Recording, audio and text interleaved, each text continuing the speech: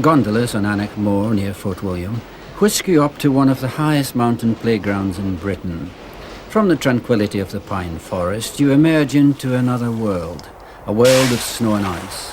In a region where once youth was tested by Claymore and Lochaber axe, now snowboards, skis and ice axe have taken over.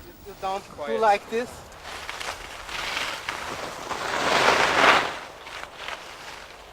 In the area around Ben Nevis, the highest mountain in Britain, a cluster of peaks offers an exciting variety of mountain country, attractive in all seasons, but enjoyed by more people in winter than in summer.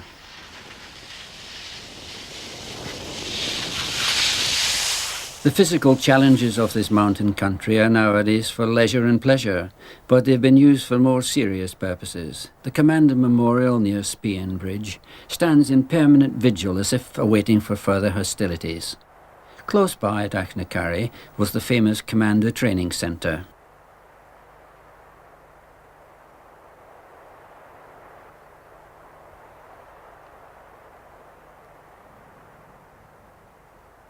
In contrast to its craggy north face, Ben Nevis has a more rounded southern side, below which runs Glen Nevis, like a gigantic drainage ditch. A pleasant place, although one earlier poet disagreed and wrote, "Glen Nevis, a glen of stones, a glen where corn ripens late, a long, wild waste glen with thievish folk of evil habit." But the glen is really a smashing place, as scenic as you'd find anywhere. The upper part is a hanging valley where the waters pour from the gorge into a mini Shangri-La, with steel waterfall bouncing down the rocks as if it's late for a date in the spring sunshine.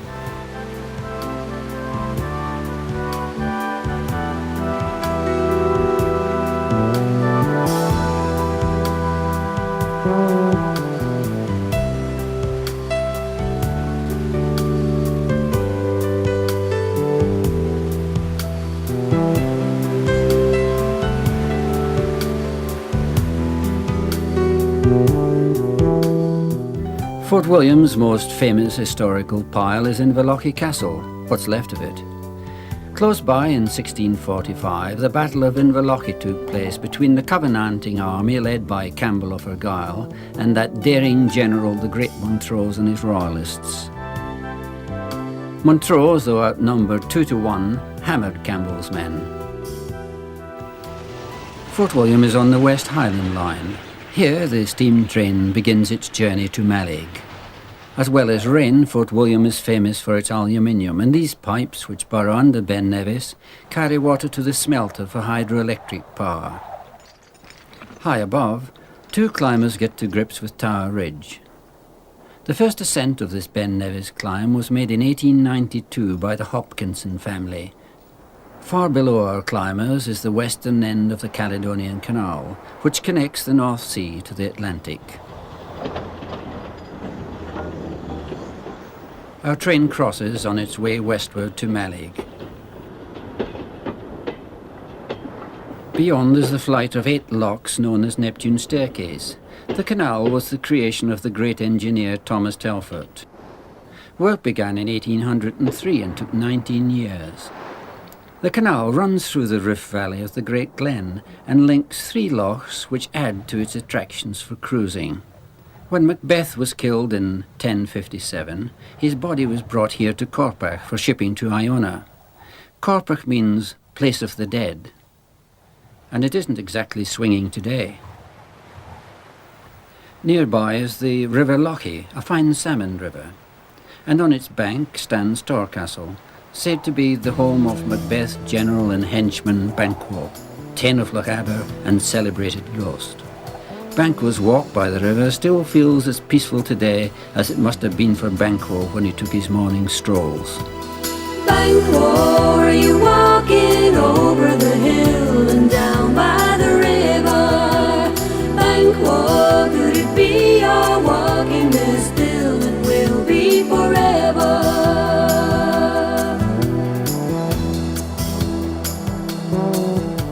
Macbeth arranged for men to lie and wait for your return. An ambush in the dark, no one would know. You told your son to run, that you might one day be avenged. And Banquo, you fell victim to your foe. Banquo, are you walking over the hill and down by the river? Banquo, could it be you're walking there still and will be forever?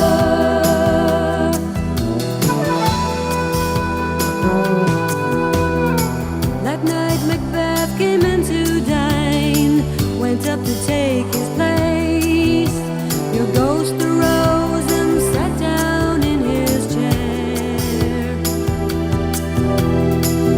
None could understand the look of fear upon his face. No other in the room could see you there. Banquo, are you walking over the hill and down by the river? Banquo, could it be you're walking there still and will be forever?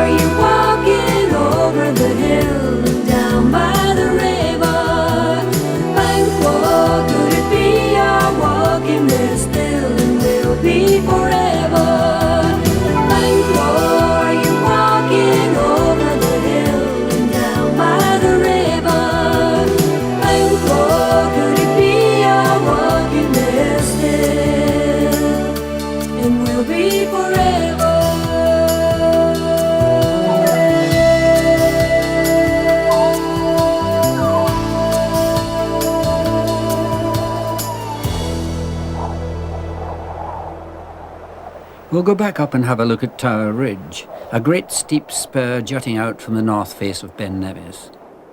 The climb is easy by modern standards, but in winter it becomes a much more exciting expedition. The route is 2,000 feet long, and it's an outstanding snow and ice climb.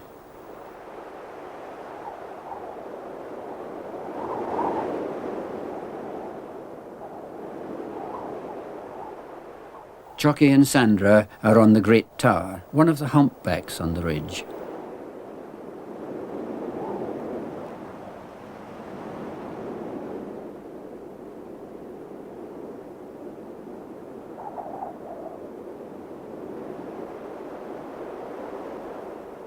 This notch on the climb is known as Tower Gap, and the drop on each side is the height of the post office tower.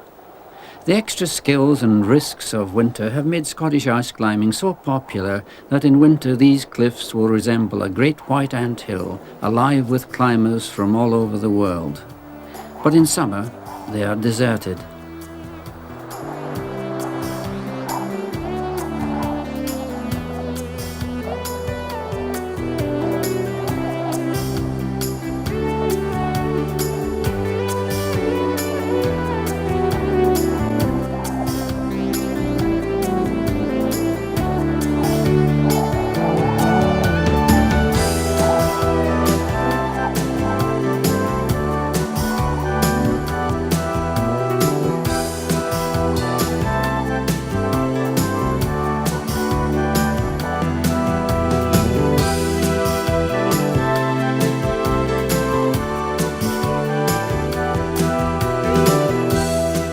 Just a few feet to go. The top of Britain, but it's not what you'd call an elegant summit, is it? More like a whale stranded after the last flood.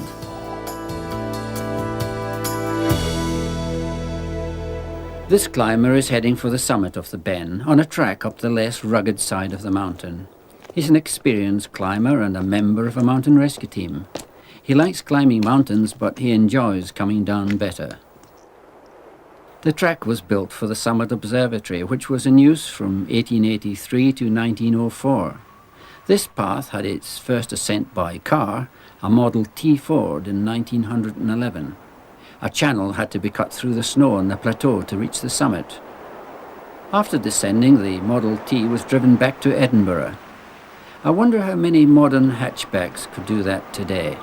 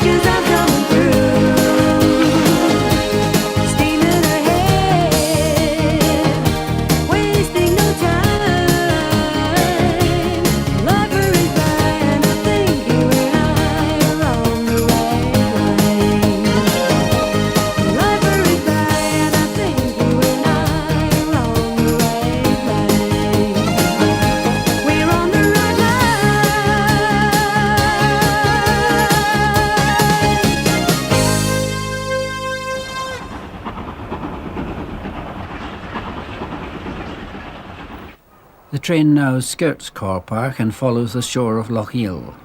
It runs only during the summer months now, and the combination of steam and the glorious scenery make it a must for railway buffs.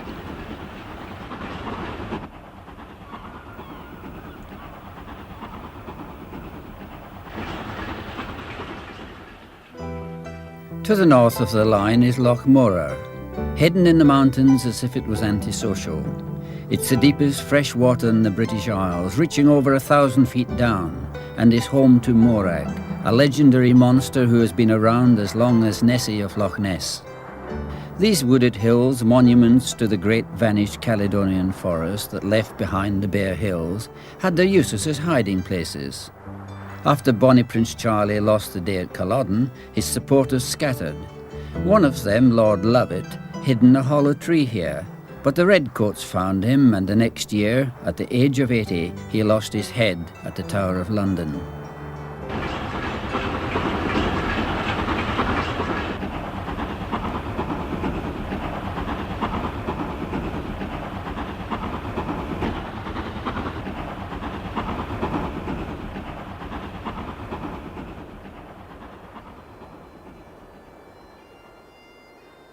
Loch Shiel in Glenfinnan is a place marked by history. The 45 memorial where the clans gathered for the raising of the standard, marking the start of the 1745 rebellion. It was from here that the almost penniless Prince Charles Edward Stuart, with only a sporranful of hope, set off with over 1,000 clansmen to defeat the English. It was not to be. Not a statue of Bonnie Prince Charlie, but the figure of one of his soldiers.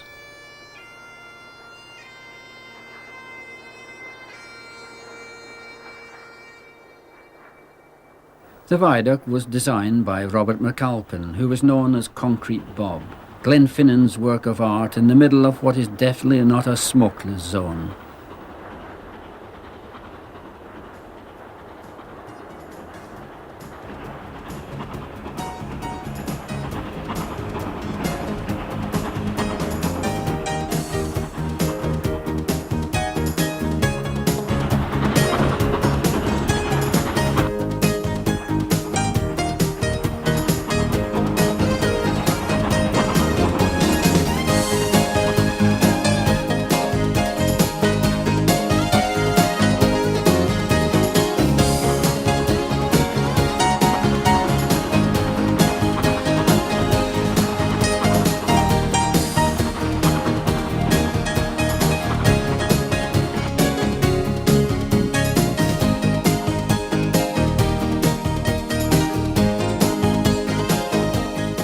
The train has its usual entourage of cars.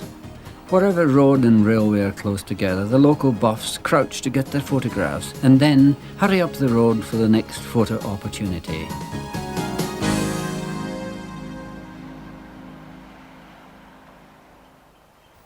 The beaches of Morar and Arisig are magnificent, real bucket and spade country. When the weather is fine, they have a Robinson Crusoe quality. The sea is rich green and the views to the small isles like a brochure for paradise.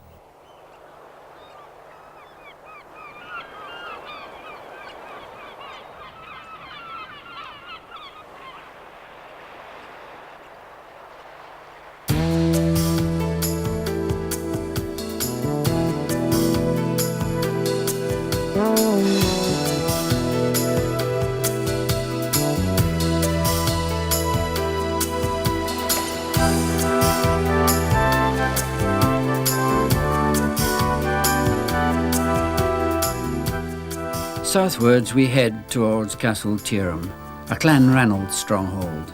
It was taken only once by the dreaded Campbells, but not for long. Clan Ranald sent out the fiery cross. The clansmen retook the castle and butchered the Campbells to a man. Donald the Cruel was one of the masters of Tyrone, a nasty bit of work by all accounts, who was haunted by a huge toad. He thought he got rid of the monster when he inveigled it into the castle's dank dungeon, but it escaped. And when Donald the Cruel sneaked off in his galley to the outer isles, he was caught in a great sea. And what was following? Yes, the toad, of course. Only when it was hauled aboard did the storm abate. I suppose the moral is, never put a toad in a hole. The 7 men of Moidart who came with Bonnie Prince Charlie from France are represented by this clump of trees. One of them was blown down in a gale, but the replacement is thriving.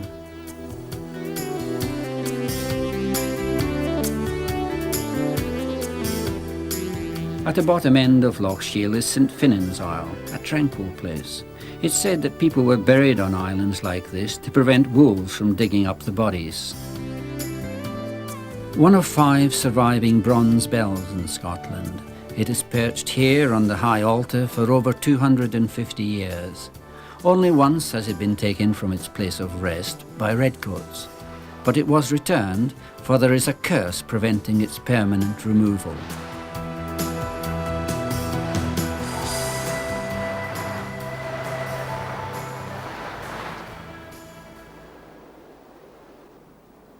Away to the west lie the islands of the Inner Hebrides. Beyond the snow-white sands of Moher are the sharp peaks of Rum and the hills of southern Skye. And most unmistakable of all, the little island of Egg with the great skewer of Egg rearing up at its southern end.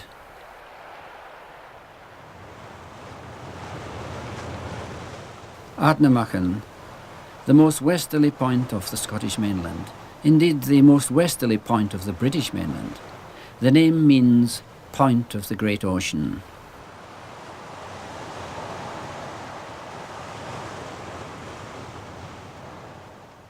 On the other side of the Great Peninsula, on Loch Linnhe, is Corran Ferry, and on the Argour side, Corran Lighthouse.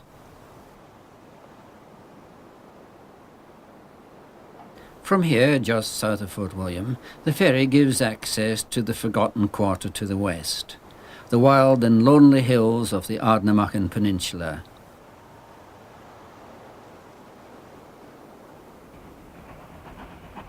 The flotilla of ambush cars chases alongside the Great Marquis on our way westward.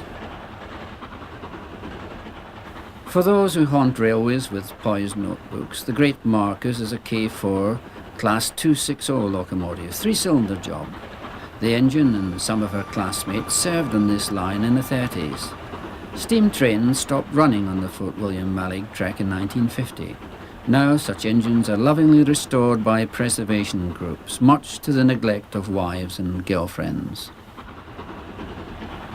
It was close to here that Prince Charlie landed at the start of the 45 rebellion. I wonder what you'd have thought of the Great Marquis in full song.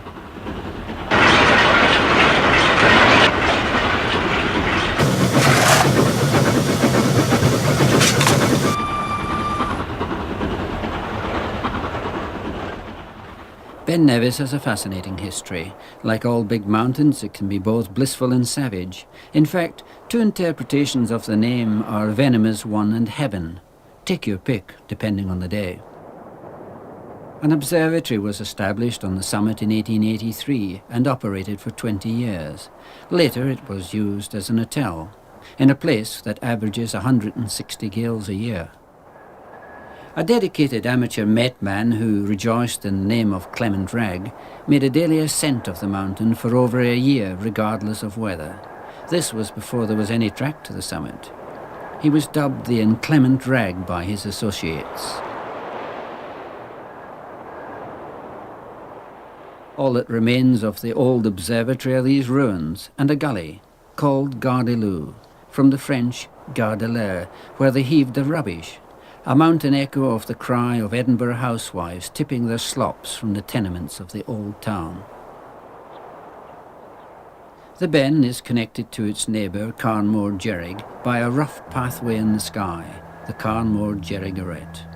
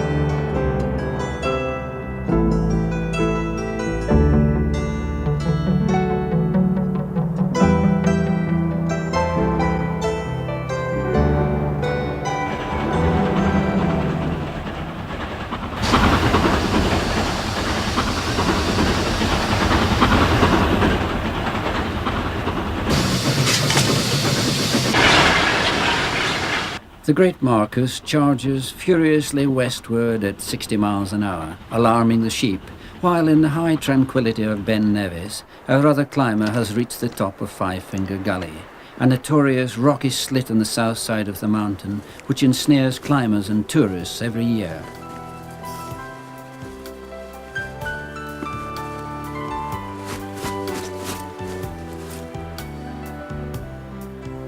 I did say this climber prefers going down to going up. Like mountaineering, paraponting can be dangerous if you don't observe the rules, and sometimes you have to hang around the summit for hours before getting suitable conditions to take off.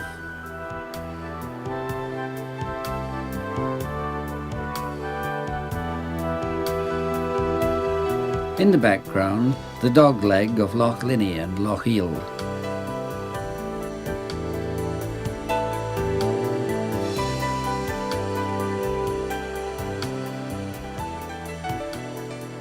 What an elegant way to descend from Scotland's highest mountain.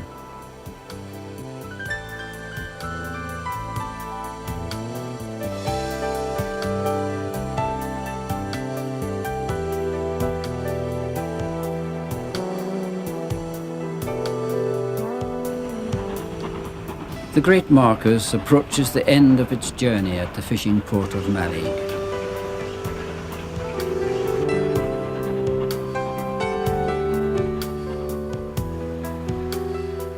We leave Lochaber, once a region of warring clans, of hardship and misfired rebellions, now a place of recreation, often wet, but always fascinating.